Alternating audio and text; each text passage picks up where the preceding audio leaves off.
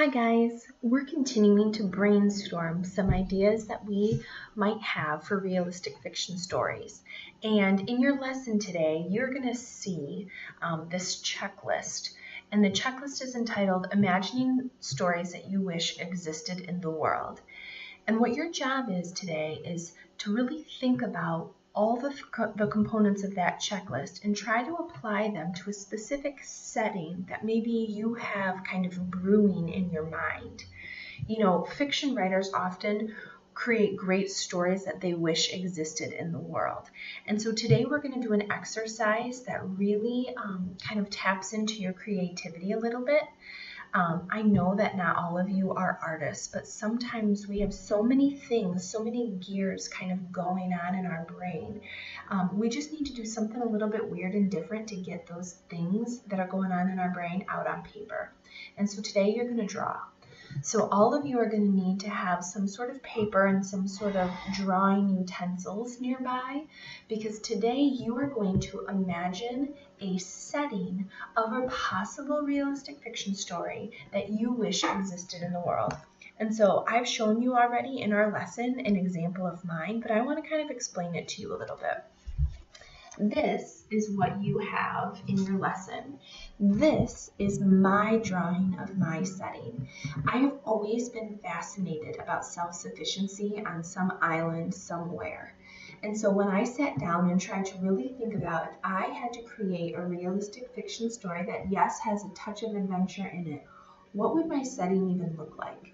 Well, if you see, I've got a house there, right? I've got some sort of shelter for my main character to be in, and it is up in the trees.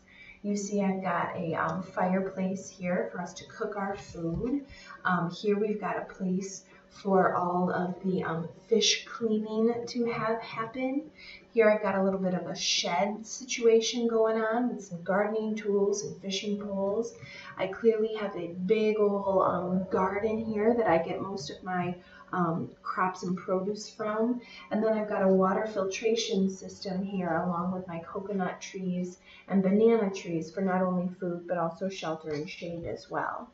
So I've just always loved this idea of creating some sort of story where either a person or a family really needs to figure out how to survive and live and create a life for themselves kind of alone and figure out how to be self-sufficient. When I was your age, Hatchet really inspired me in this similar way, except the idea of doing this in the cold is just like nasty to me. So that's why I thought maybe creating a setting that's a little bit more tropical could be fun. So this is the setting that I had in my mind. Your setting might look completely different. Remember, this is a setting of a story that we could maybe create. We're not married to this. This might not be the setting of your realistic fiction story. We're just getting some ideas out there. We're being creative.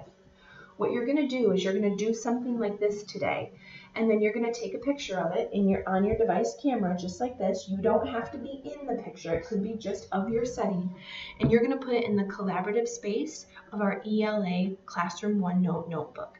You do not need to put your name next to it if you don't want to, but we're going to use that collaborative space as inspiration to see what kind of cool realistic fiction settings our peers that we're learning with are thinking in their minds. Let's get creative and don't hesitate to really put as much into this drawing as you possibly can.